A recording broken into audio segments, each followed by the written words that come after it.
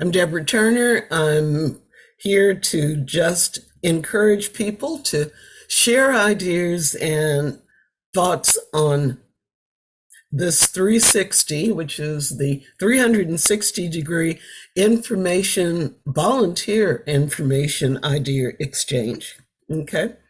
And everyone is invited to come, staff and volunteers, and all are invited to talk. So that's where we get the information to share. Today's subject is increasing multicultural volunteer participation. And in addition to the question and idea discussion format that we're going to have at the end of this meeting, at the last 15 minutes, we have a guest coming on from the Hispanic Latino community to talk about the cafecitos that are going on. So, but without any further ado, I'd like to pass the information over and this microphone over to my partner, Dr. Mary Clark, who's going to take our first question for the day. Dr. Clark? Thank you, Deborah, and welcome everyone to this wonderful Tuesday 360 exchange. And I don't know about where you are, but I'm in Michigan and we don't get much sunshine or haven't during this winter. So we have a beautiful sunshiny day and I can feel it coming into my house and I want to get outside and get in some of it. So we'll make this meeting brief, as Deborah said. My first question today is, what types of outreach or events have proven the most successful with your targeted multicultural volunteers? That's the first part of the question, and I will repeat it. What types of outreach events have proven the most successful for your targeted multicultural volunteers? Second part of the question, what lessons learned have been from your outreach attempts, positive and not so positive, because we have to have the yin and the yang of everything. So anyone have any outreach events that have proven to be successful? We'd love to hear your voices.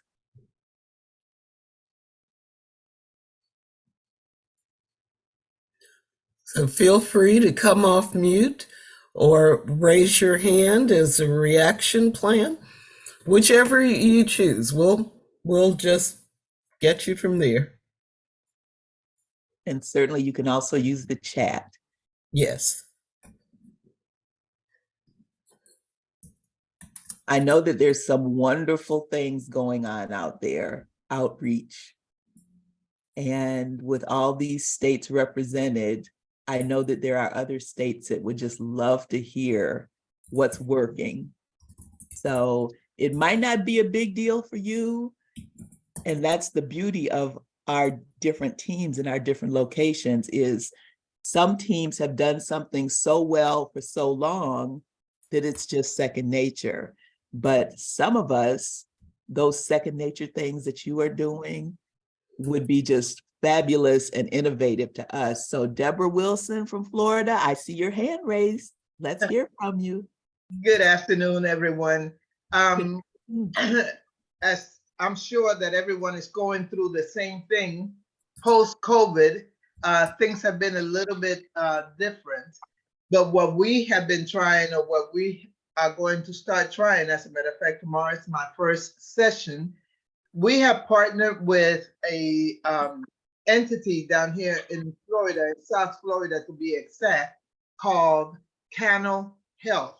And it's a clinic where both Hispanic and English speakers attend, but we are going to be doing some of the DIY presentations in Spanish at this time, at least at 4 of their centers. It's going to be done in Spanish.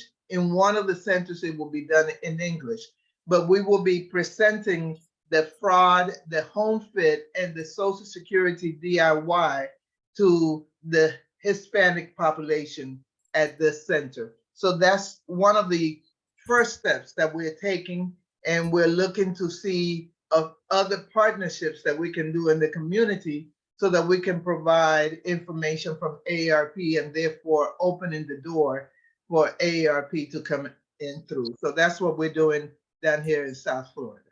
Thanks, Deborah. And can I just ask you another question about that? That's a wonderful mechanism to go to where the individual populations go.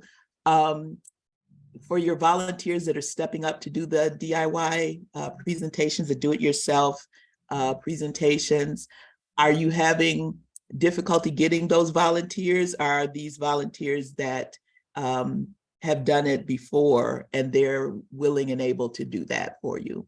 In both cases, these are volunteers that have been in the Speakers Bureau from before, and but it is a little difficult to get people back into the fold of things.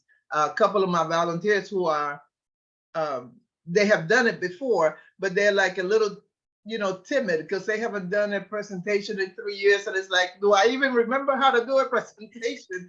And it's like, of course you do. It's just like riding a bicycle. Once you get out there, you'll be fine. But just trying to get everything coordinated as far as the presentations are concerned, how do we get it to the technical part of it? And so normally prior to COVID, we used to send out teams of 2 or 3 to do a presentation, to have one person being the presenter, someone else worrying about the technology part, and then somebody else doing the signing and passing out of the goodies or information. But because of COVID, our numbers have kind of been limited, and to try to coordinate and get others to come in to do those 2 other parts is proven a little bit difficult. So right now we have a couple of teams of 2, and the one that I'm doing tomorrow, I'm doing by myself. So I'm a team of 1. So keep me in your prayers that everything works out fine, that technology happens. But as with everything, we just have to smile and keep it going and keep it pushing and just do the best that we can. Well, thank you so much. I appreciate you sharing that with us. And I'm sure that there are others that are benefiting from hearing kind of the pros and the cons of it, because there is some timid feelings about returning to in person, and we have to honor that. Everybody's not at the same place, and everybody may not be at the same place. So we honor and appreciate that. So thank you, Deborah, for sharing that. You're welcome. Thank you. Okay, Deborah, there is a question in the chat regarding, are the presentations in language? Yes, those 3 presentations, fraud, home fit, and Social Security, all 3 of those are in Spanish. Now, prior to, I know that Prepared to Care was also in Spanish, but it is no longer in the library in Spanish, and I'm sure that it's being updated, and that's the reason why it's no longer there. But I also worked with the DWG to try to get these presentations translated into the Spanish language. And one of the conversations is to go beyond just Spanish, because we do know that there are other languages that need to be addressed and other communities that need to be addressed, so that we can continue to have a multicultural approach to AARP. Thank you. Anyone else have something to say? And while I'm waiting to see a hand raise or something in chat, I know I do a lot of lurking on other states, other volunteer Facebook pages that I have access to. And I've been granted access to the Virginia Volunteer Facebook page. And let me tell you that the Virginia volunteers are out there all over the place. And I saw Joyce on here. She might be willing to speak up.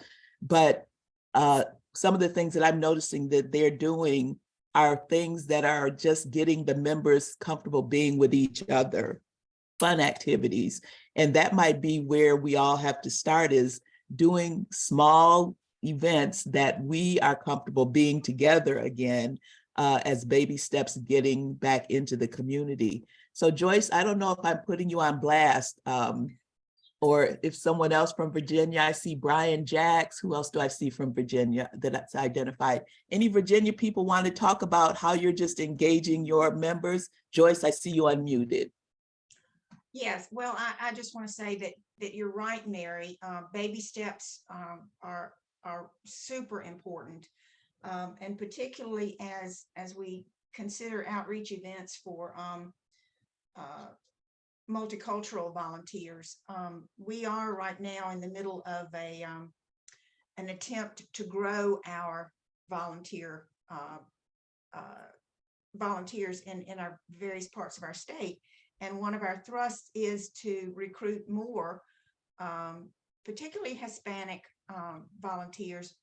Here in Southwest Virginia, we have a Hispanic population, but they are often very, very new to the community. And so we're trying to figure out how those of us who are already volunteers can reach out to this community to let them know who we are and what we're about, and hopefully encourage them to join us. And if I could just add a few things, Joyce is absolutely correct. She's done a good job of kind of sharing our heart with our goals.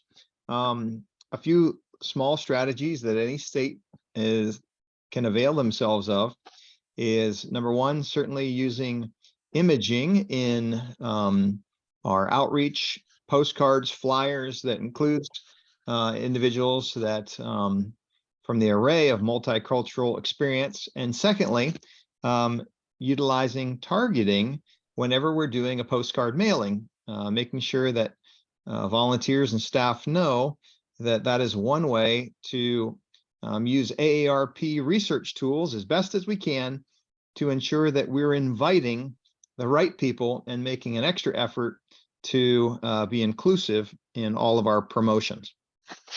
And I would just like to say too, you know, on calls like this, when we see a name, we don't know, unless we do know you, we don't know whether you're a volunteer or a staff person. And it's always good to see staff people on here. And so Brian is speaking from the staff perspective, and his sharing with us what their goals are enable us to do a better job as volunteers. Thank you. And we appreciate both perspectives always here. Jean, I see you have your hand up, and then Scott. Good afternoon. As you can see, I'm from New Mexico, and this is a majority minority state, meaning that there are more Hispanic, Latino than anything else here. We have a substantial Anglo population. Probably the third most is our Native American population. We have a lot of Hispanic volunteers, but we do considerable outreach to the Hispanic community pre-COVID, and we're trying to get some of that started again, at least in Albuquerque.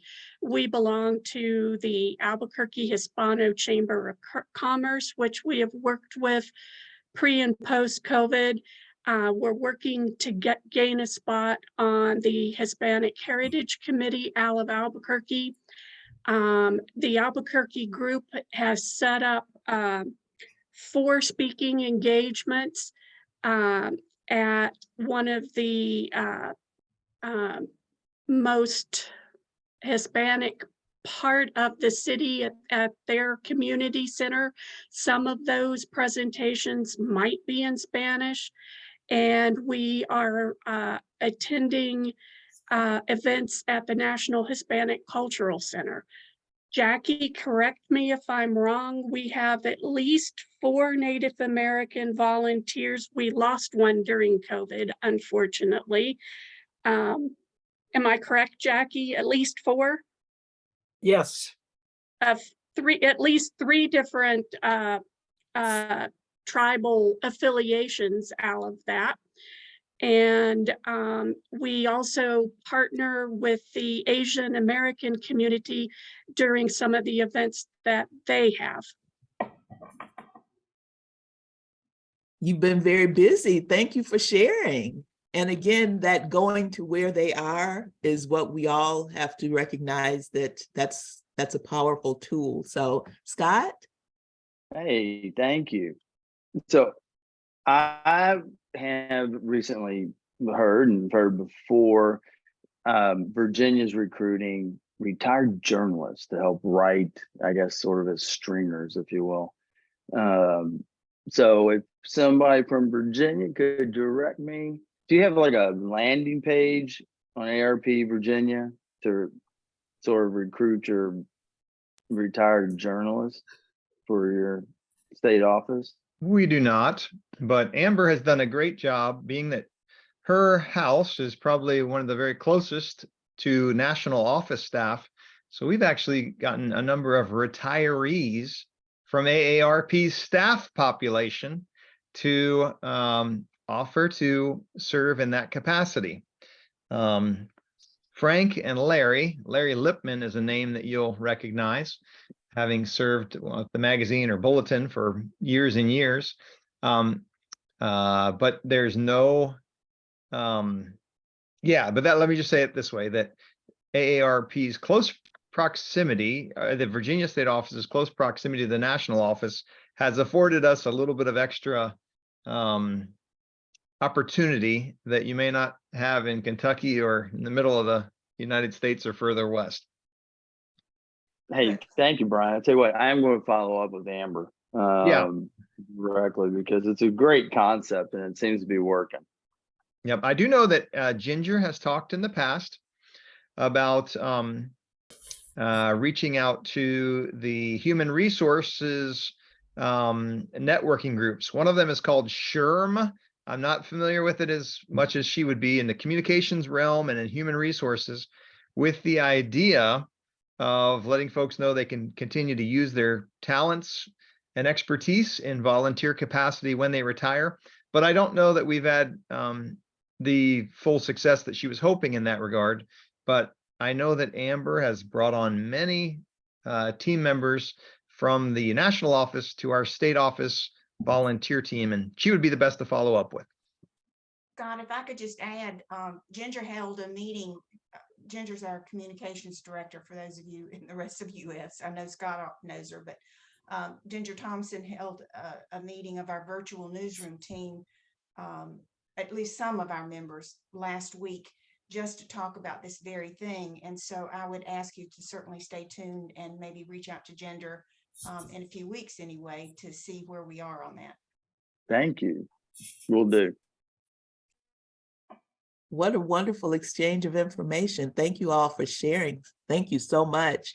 And I think the next question is coming from my colleague, Ellen. Well, I'm going to take over Ellen's comment for today, but we do have a couple of questions, I think, in the chat. One is, has anyone had any experience contacting alumni associations at colleges? Did that one come up when my internet went unstable? No one spoke about that. That's an excellent idea, though. Okay, Alan, believe is the person who. Yeah, I just, I mean, I don't know how to start, getting this. I'm in Kansas, and we need people in Western Kansas for the driver safety side of it. And there's lots of colleges out there, small colleges. And I'm just wondering how I even start. I guess just start sending emails or calling them up and finding out, and they'll get me to where I need to be, I guess.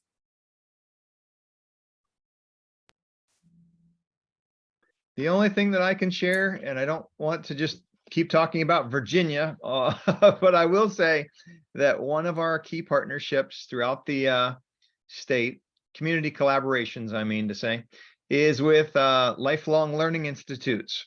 Oftentimes, universities, colleges are now recognizing that boomers want to continue learning and growing as they age. And many times they are comprised with retirees. So more and more, AARP Virginia is teaming up with George Mason, Virginia Tech, and lifelong learning institutes that are not necessarily associated with colleges, where we are opening the sessions and then turning it over to the lecturing speakers. I'll mention that we get as many as 600. Last week I had a session about Katharine Hepburn that had over 600 registrants, and more than 330 participated. And I opened that session saying, hey, we're glad that you're here. AARP Virginia is teaming up with the Virginia Tech Lifelong Learning Institute to offer today's program and presentation. Share a little bit about the mission and vision of AARP.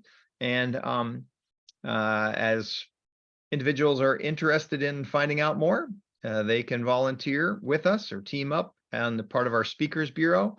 So I just want to let you know that that might be one way to interact with college alumni without necessarily going through the college alumni clubs.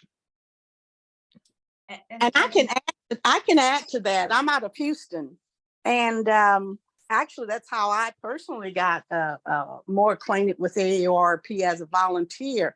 I managed the Academy for Lifelong Learning at North Harris College, and we would actually have AARP representatives to come in and do a short presentation at our open houses for the past several years. We also had AARP representatives to teach a course or two. We did the driver's course and several other fraud courses and finance courses. And so our membership knew about it. They weren't alumni necessarily, but they were in the community and they were members by the hundreds. Could I just add one more thing? And I know Brian's worried about Virginia saying too much, but I just want to say one more thing. I would encourage you to look at the college areas that you're talking about. Was that Alan that asked that question in Kansas? Yeah, I asked it. If there are, look to your college towns to see if there are any AARP chapters, because if there are AARP chapters, it's quite possible that those chapters are drawing in retirees from that educational community there. Brian mentioned Virginia Tech's Lifelong Learning a minute ago. That's in Blacksburg, Virginia, and Blacksburg, Virginia has one of the most active, vital chapters in all of our state, and probably, I'll just guess, but I don't think I'm being hyperbolic, between 80 and 90% of the membership are probably retired Virginia Tech people. So there's a wealth of potential if you can find a chapter in those college towns that you're looking at. Okay, and again, I know there's just got to be tons of stuff out there, and I just don't know, And so this is all great. I really appreciate that. This is another one of these meetings that said, I don't really want to join today, but here I am and I'm learning something, and thank you. Are you kicking and screaming, Alan, being here? Well, not screaming, but maybe kicking. Well, we're glad you're here today. Chris, I see you have your hand up. Good afternoon. Welcome to beautiful Sacramento. By the way, it's a beautiful sunny day today. So I am Chris with AARP California. I'm a staff member. So for volunteers that don't know who I am, I'm a staff member here in California. So we have a great partnership with the University of California, Davis, UC Davis, on the Lifelong Learning Institute, and we offer a lot of classes, particularly the caregiving workshops, DIY workshops. We also have a great partnership with the CSUS, the California State University, Sacramento, particularly with the PIDA department, which is the Asian Pacific Islander department. So we have sponsored many of their events and have invited many of our volunteers to many of their events. And also for the the Heritage Month, on the AAPI Heritage Month, we're actually partnering with the Sac State to do a presentation on the World War II Japanese encampment. So that's our virtual presentation. So our partnership with the university has been growing. We actually have started late last year and growing again this year and continue to grow. Well, thank you for sharing that.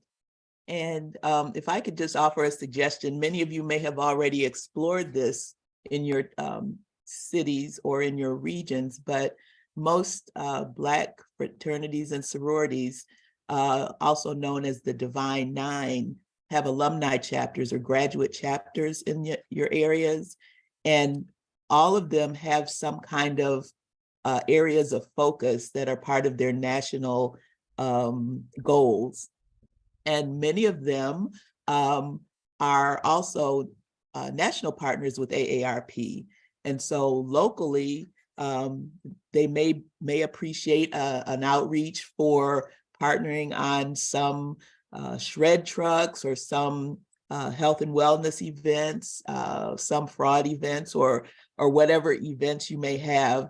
And that may also be a potential to get very skilled, qualified, and capable volunteers as well. So just another way to utilize those connections. And I am a member of Alpha Kappa Alpha Sorority Incorporated, and I know that our partnerships have had many successful connections with AARP across the US. And so that might be another opportunity for you to explore.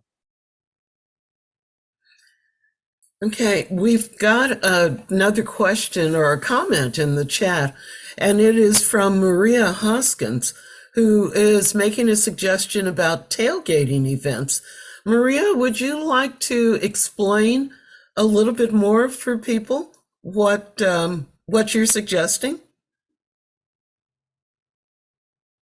There we go. Okay.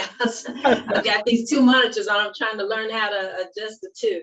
Okay. Yeah, so I just threw that out there when he was asking the questions about colleges. And I know in Arkansas, we're big Razorback fans here, and we have a huge turnout, a very diverse group of individuals from all backgrounds, ages, nationalities that come out for that. And tailgating here is such a big deal. I'm sure it's the same all around the country for those big football fans. But tailgating, it provides a wonderful opportunity to network with that diverse population and hand out goodies, hand out some AARP swag, and people will stop by and talk to you.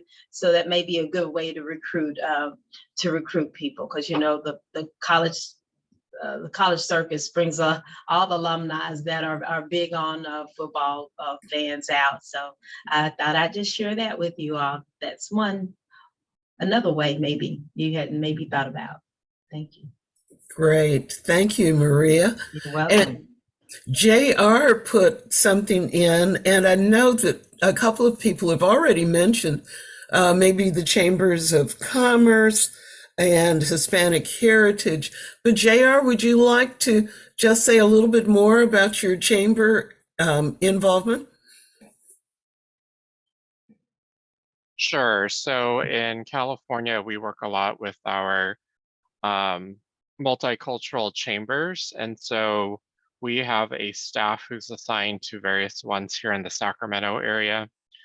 And when we attend their events, it's created a lot of great networking opportunities. It's also been able to lead to other organizations that are happening. And so, for example, we are working on an event that's going to be catered to our Hispanic Latino community that includes a car show. And so, you know, again, these are great ways to engage in some of these ethnic communities where you may want to try to recruit volunteers or to identify some partners.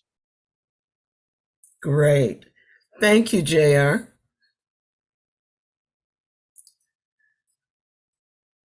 Dr. Clark, is there any place else we'd like to go here? Maybe question number 3? Sure. I'll be glad to take that. How do you integrate social justice concerns and approach matters of diversity, equity, and inclusion with your volunteers? That's part one of the question. And what are your best practices for using AARP materials designed for different audiences? So again, the question is, how do you integrate social justice concerns and approach matters of diversity, equity, and inclusion with your volunteers? And what best practices are you using AARP materials designed for different audiences? Anyone want to speak to that?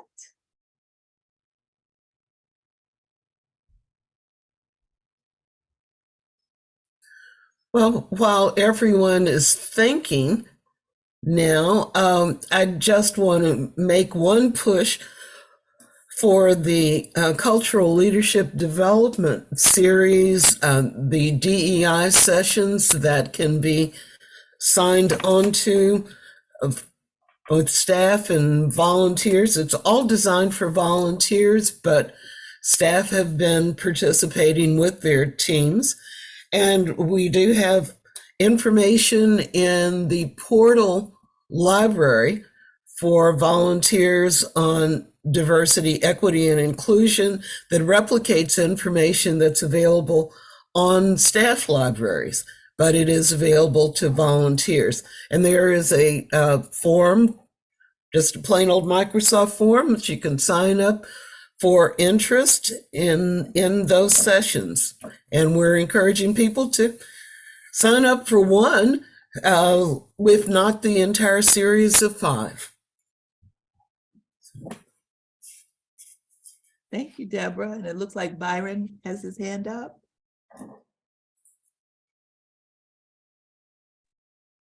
Deborah, help me out if I go the wrong way, okay? Okay. Here in Tennessee, several years ago, I'd say close to 4, maybe 5 years ago, our state director with some of the staff and volunteers helped to create our Tennessee State AARP Diversity Council. And we've created our set of values that go with that. We created a mission to go with that. But in recent time, what we have been doing is what Deborah has just talked about. We dove into the Cultural Leadership Development Program, and we did have the first session, which was a 90-minute session. Topic, I think, was diversity. Give me the topic, Deborah. I don't have material in front.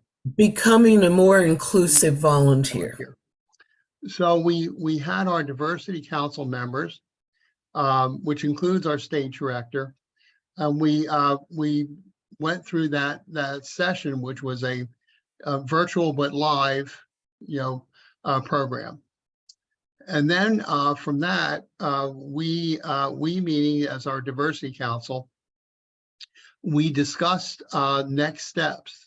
Do we wish to go and delve into the other 4 sessions that are available, or do we look at, there are 15 videos that have been created as part of the cultural development series, or do we delve into those? And we did look at the first video.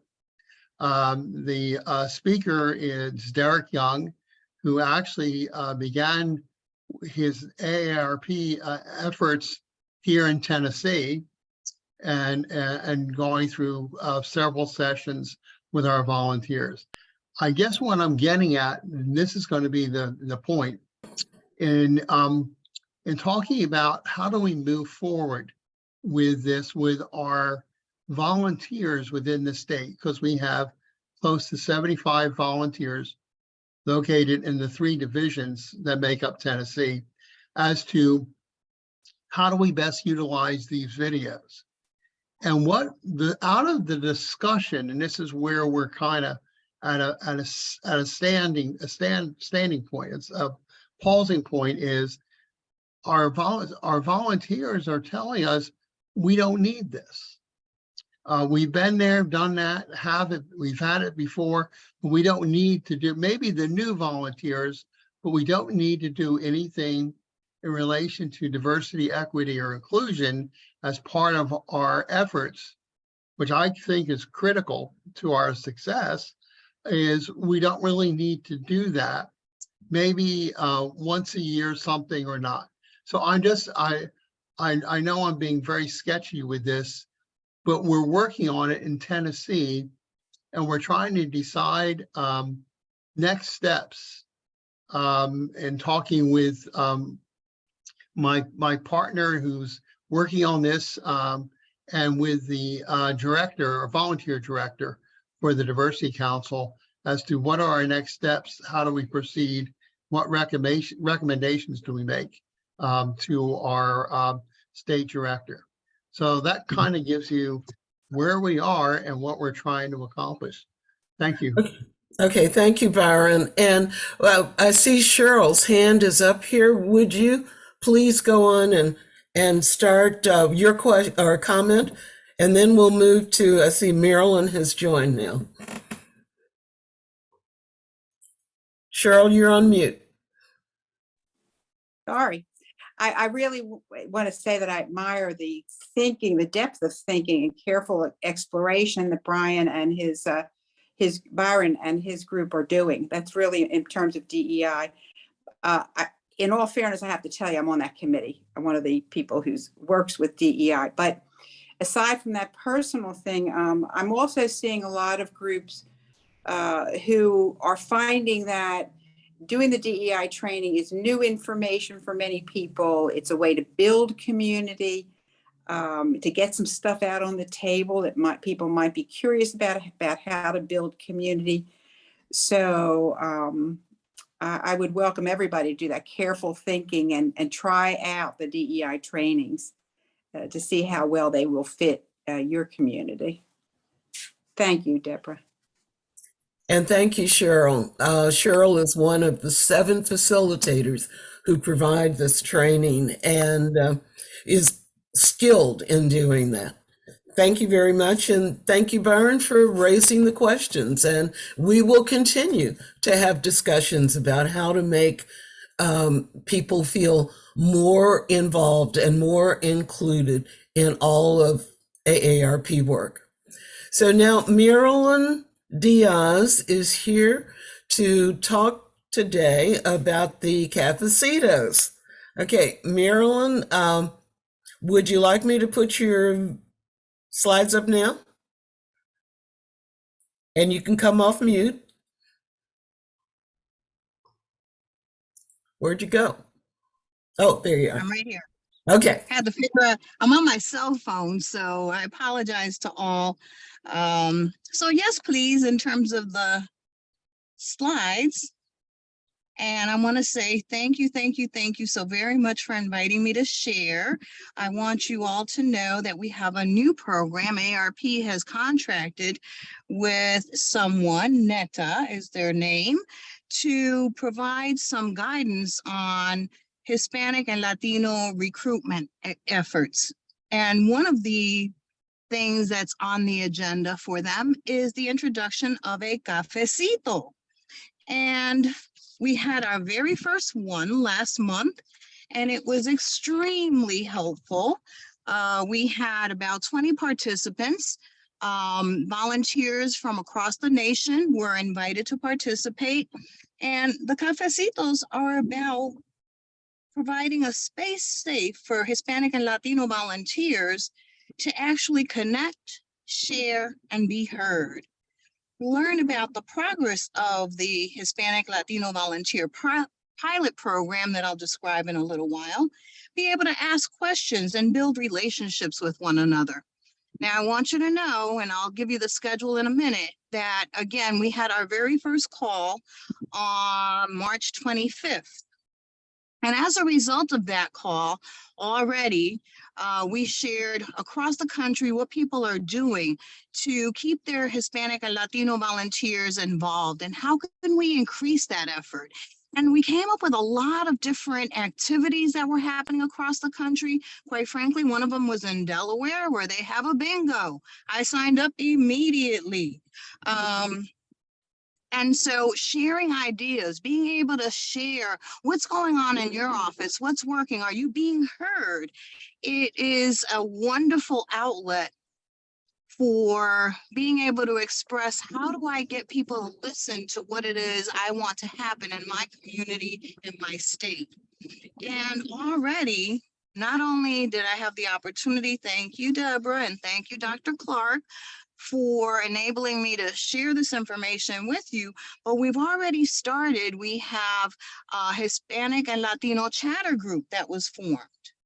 That was as a result of just that one phone call last month.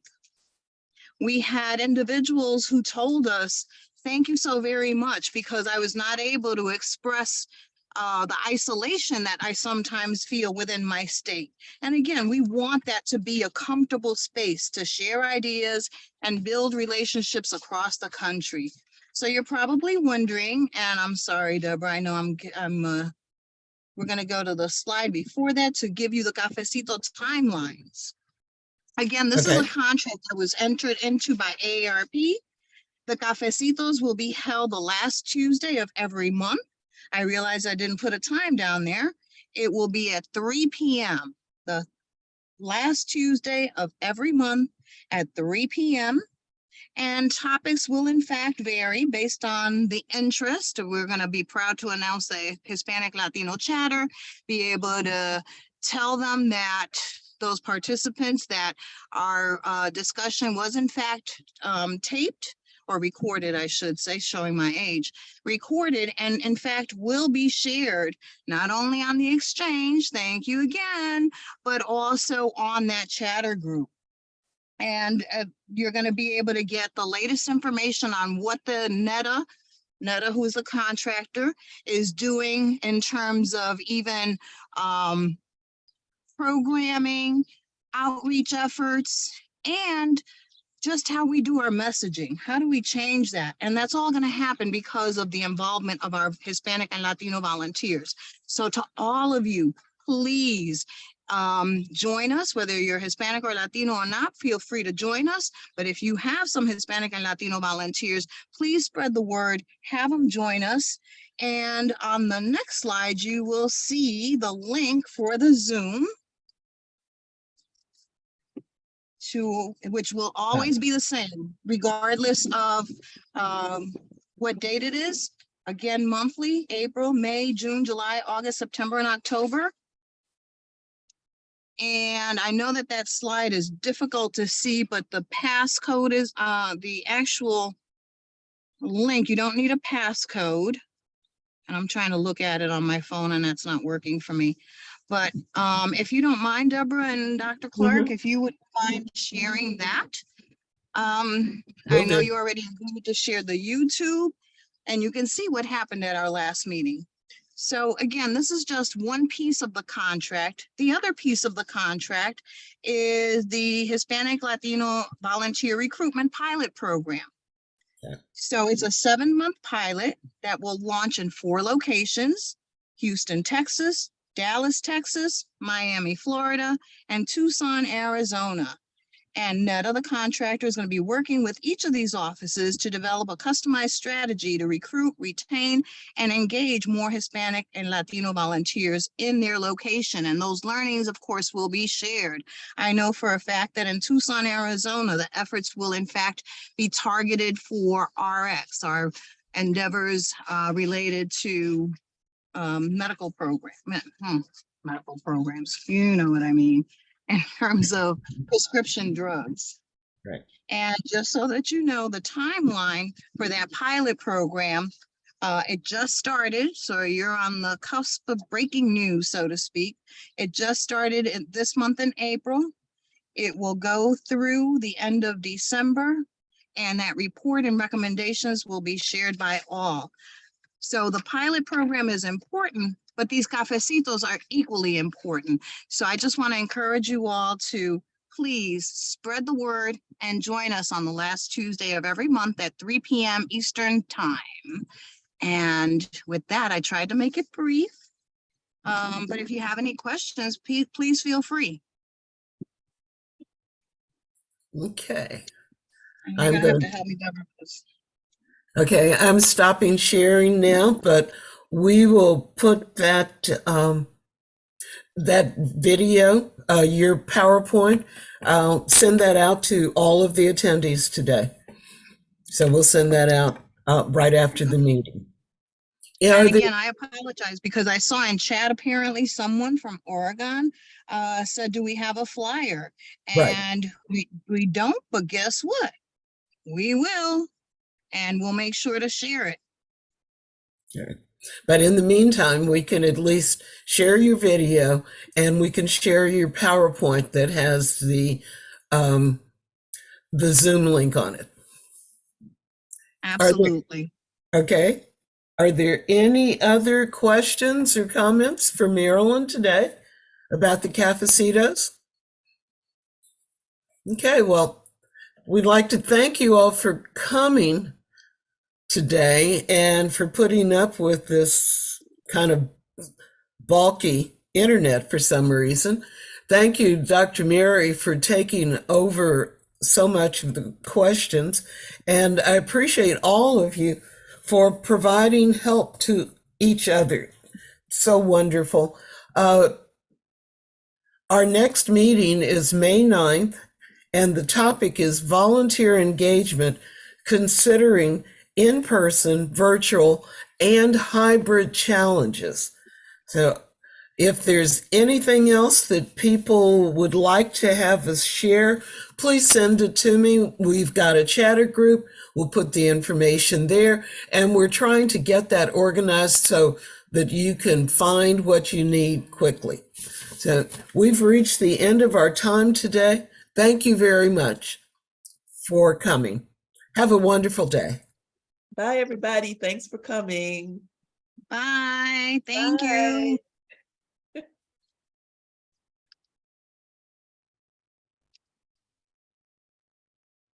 Bye, Antron. And Scott, and there's Tara, and Becky. Bye, Becky. And John. Hello, goodbye. Goodbye. Thank you as usual. You got this. This is so informative. Oh, good. Yay. Thank you so much. All right. Let's see, who else can I move here? Oh, let me try to stop that. I'm stopping the